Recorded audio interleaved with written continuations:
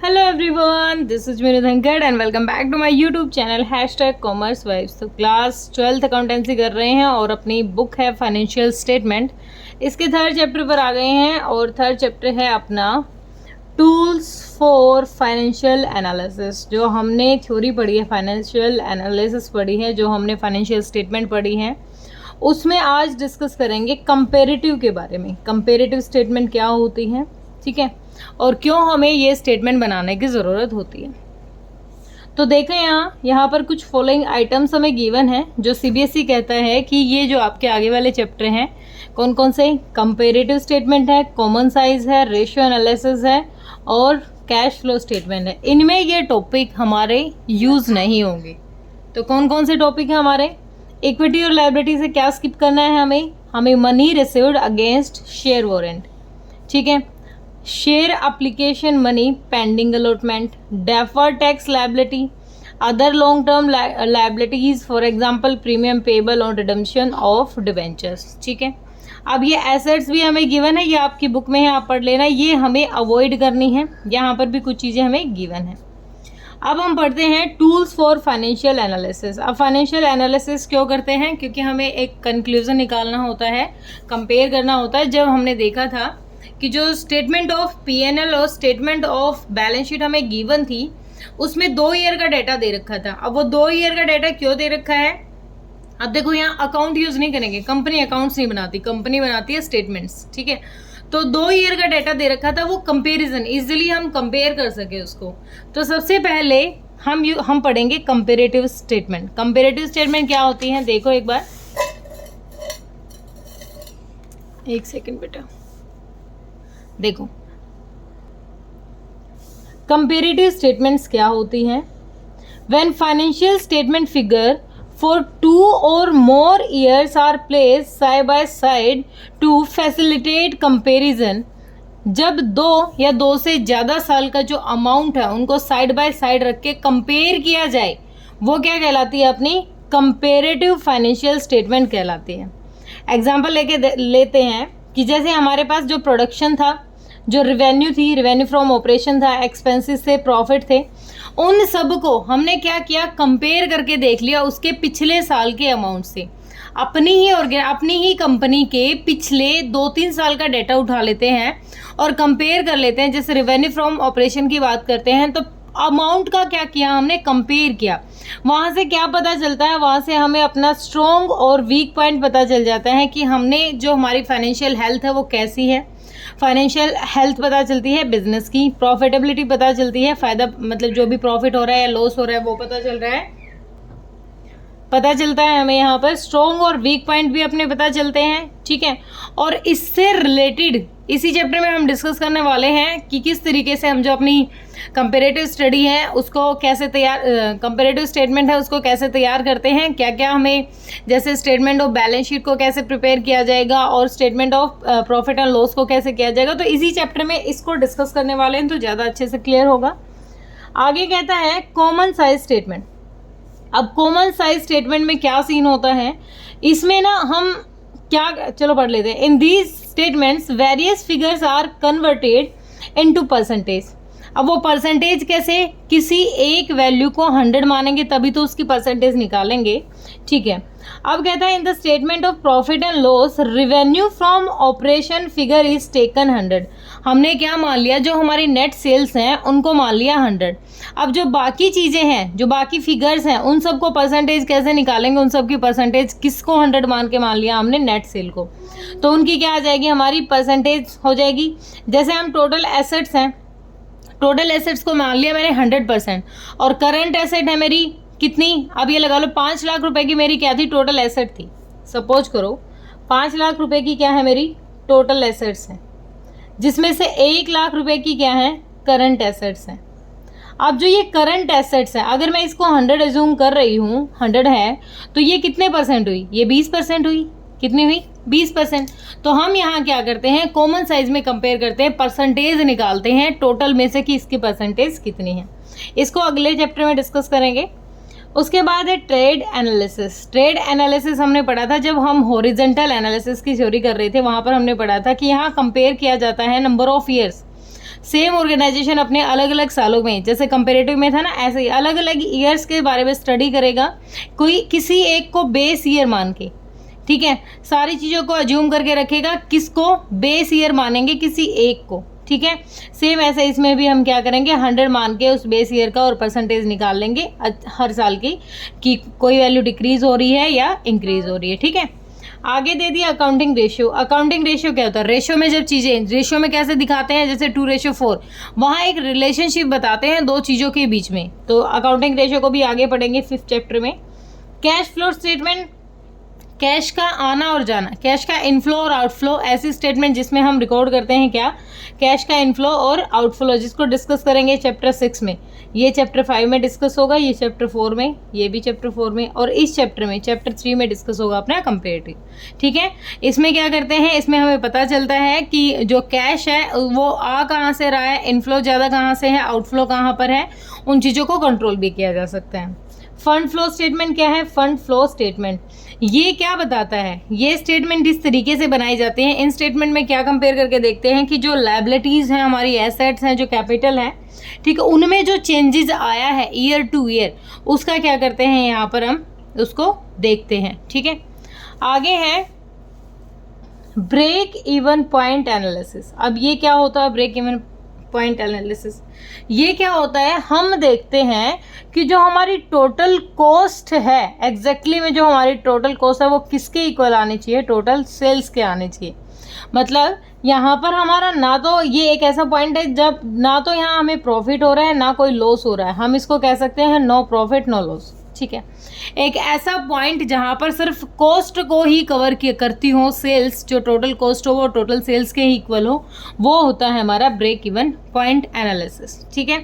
तो अब पढ़ते हैं आगे कंपेरेटिव स्टेटमेंट्स के बारे में होता क्या। अभी हमने क्या पढ़ा कि हम क्या करते हैं, अपनी प्रोग्रेस चेक करना चाहते हैं कि लास्ट ईयर से जो लास्ट के ईयर्स गए हैं उनके कंपेयर में हमने कितनी ग्रोथ की है, हमारी परफॉर्मेंस कैसी है, उसको पता लगाने के लिए क्या बनाते हैं हम, कंपेरेटिव स्टडी बनाते हैं अपनी परफॉर्मेंस को चेक करने के लिए, ठीक है।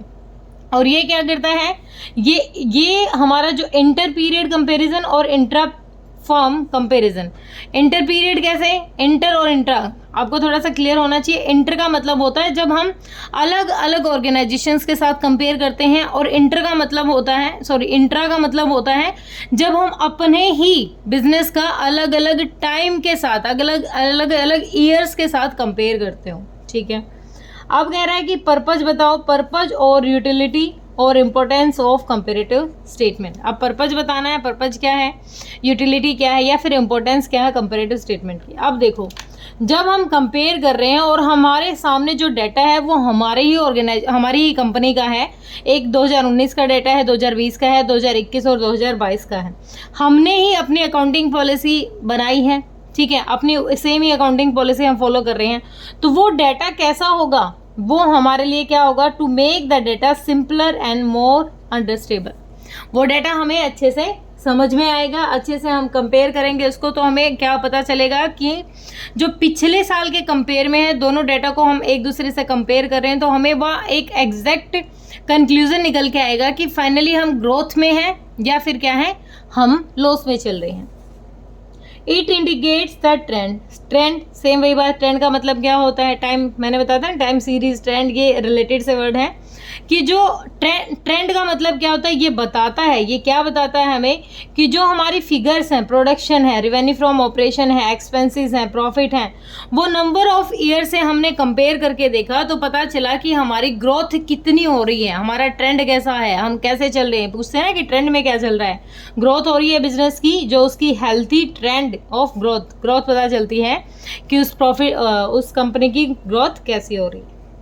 आगे कह रहा है to indicate the strong point and weak point, ये हमने पढ़ लिया था कि अगर हम अच्छे से कंपैरिजन कर रहे हैं, सारा डेटा हमारे सामने है, तो वहाँ से उस कंपनी की वीकनेस, वीक पॉइंट और स्ट्रेंथ, दोनों ही चीज़ें हमें यहाँ पर पता चलेगी। वीक पॉइंट है तो हम अपनी पॉलिसीज़ बदलेंगे, अच्छे से वर्क करेंगे, स्ट्रॉन्ग है तो अपनी उन्हीं पॉलिसीज़ को आगे ज़्यादा अमाउंट के साथ ज़्यादा पैसा लगाने की कोशिश करेंगे वहाँ पर। To compare the firm performance with the average of performance of the industry. अब यहाँ पर कंपेयर करेंगे किसके साथ, जब सेम टाइप के जो बिजनेस होता है उनके साथ भी हम क्या कर सकते हैं, यहाँ पर कंपेयर कर सकते हैं।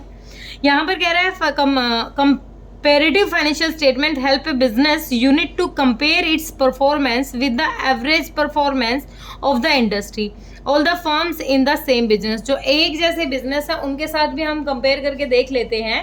यहाँ से हमें क्या कंफर्म होगा कि जो सेम नेचर के जो बिजनेस हैं, सेम नेचर के जो बिजनेस चल रहे हैं, उनमें देखेंगे कि सेम अमाउंट लगा के ये चले थे, सेम इनका जो कॉस्ट है इनकी वो है, और उसके बाद भी हम ज़्यादा प्रॉफिट अर्न कर रहे हैं या वो ज़्यादा कर रहे हैं।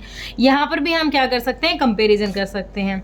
अब देखो यहाँ से हम फोरकास्ट भी कर सकते हैं। जैसे ईयर टू ईयर हमें पता है डाटा जितना अप डाउन चल रहा है वो हमें पता चल जाएगा, तो इससे लेके हम इजीली क्या कर सकते हैं, फ्यूचर में जो होने वाले हैं डिसीजन लेंगे और इजीली हम क्या कर सकते हैं, फोरकास्टिंग कर सकते हैं। अब आगे क्या दे रखा है ये फिर ये चीज़ें पढ़ लेना, ये कुछ अलग नहीं है। अब टेक्निक बता रखी है कि टेक्निक हमें कैसे करनी है। अब इसमें जो स्टेटमेंट हमारे पास आएगी वो स्टेटमेंट कुछ इस तरीके की होगी। ये कुछ इस तरीके की कंपेरेटिव बैलेंस शीट है जैसे, और profit statement of profit and loss वो भी दिखाएंगे। ये कंपेरेटिव है, ये बस यही चीज़ बता रहा है, यहाँ इसको एक्सप्लेन करने की ज़रूरत नहीं है, मैं डायरेक्ट यहाँ बता देती हूँ। जैसे कंपेरेटिव बैलेंस शीट आ गई। अब 2 कॉलम तो हमें पता है, ये पहले 4 तो हमारे थे ही, जिसमें पर्टिकुलर्स था, नोट नंबर थे जहाँ पर नोट्स टू अकाउंट लिख रहे थे। यहाँ पर क्या कर रहे थे, 31 मार्च 2020-21। अब देखो उसमें क्या लिख रहे थे, यहाँ करंट ईयर लिख रहे थे और यहाँ प्रीवियस ईयर का डाटा लिख रहे थे। यहाँ क्या लिखेंगे हम, ये ऑलरेडी गिवन होगा, हमें क्या उतारना है, पहले लिखेंगे हम 20 का डाटा, मतलब जो हमारा प्रीवियस ईयर है, फिर करंट ईयर का डाटा। अब एब्सोल्यूट चेंज देखना है, एब्सोल्यूट चेंज मतलब जो इंक्रीज या डिक्रीज हो रही है वैल्यू ईयर टू ईयर, हमें क्या कंपेयर करना है, 21 में से 20 के डाटा को घटाएं। अब हमने क्या देखा कि जो 2021 जो हमारा यहाँ पर हमने लिखा था प्रीवियस ईयर, यहाँ लिखा था हमने करंट ईयर। अब इस करंट ईयर में से क्या घटा दिया, प्रीवियस ईयर घटा दिया, और बिल्कुल जो चेंज आया है, इंक्रीज हुआ है, डिक्रीज हुआ, वो वैल्यू हम यहाँ लिखेंगे। वो नेगेटिव में है तो ब्रैकेट में लिख देते हैं, और पॉजिटिव है तो हम यहाँ लिखते ही हैं। उसके बाद उसी चीज़ की परसेंटेज निकालते हैं। परसेंटेज किस में से निकालेंगे, हमें पता है परसेंटेज, जब हमारे पास ये डिक्रीज और इंक्रीज वैल्यू आ गई है तो इस वैल्यू को कंपेयर किया जाएगा प्रीवियस ईयर के डाटा के साथ और मल्टीप्लाई में 100, यहाँ पर आ जाएगा अपना डे। ठीक है, यही करना है हमें। ए कॉलम क्या था हमारा, प्रीवियस ईयर का डाटा, बी क्या है, करंट ईयर का डाटा, फिर क्या करना है, बी में से ए माइनस किया तो एक वैल्यू आ गई सी क्या है हमारा, जो इंक्रीज और डिक्रीज हुई है वैल्यू, वो अमाउंट है, उसको टोटल किसके साथ किया, डिवाइडेड बाय किया हमने प्रीवियस ईयर के अमाउंट के साथ, मल्टीप्लाई में 100, एक नई वैल्यू आ गई परसेंटेज में डी से।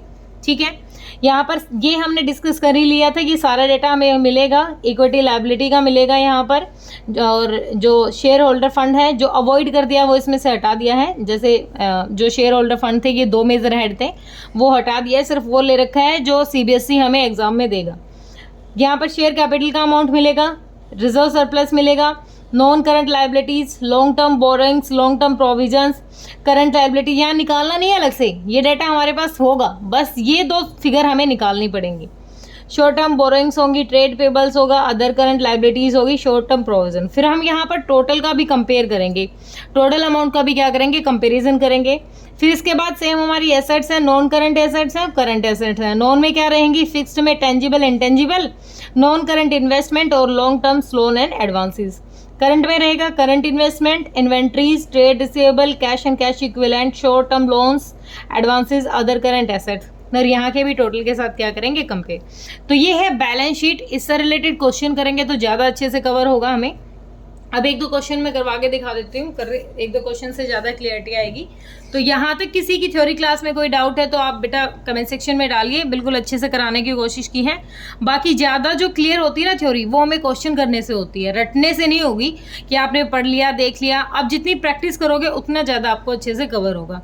तो इसके 3-4 क्वेश्चन करके देख लेते हैं। ठीक है, किसी बच्चे का कोई डाउट है कमेंट सेक्शन में डालिए बेटा। और प्लीज़ इट्स अ रिक्वेस्ट, अगर आप मेरे चैनल पे नए हैं तो प्लीज़ प्लीज़ प्लीज़ मेरे चैनल को सब्सक्राइब कीजिए और बेल आइकन को प्रेस कीजिए ताकि जितनी नई वीडियो मैं डाल रही हूँ उसकी नोटिफिकेशन आपको मिल जाए।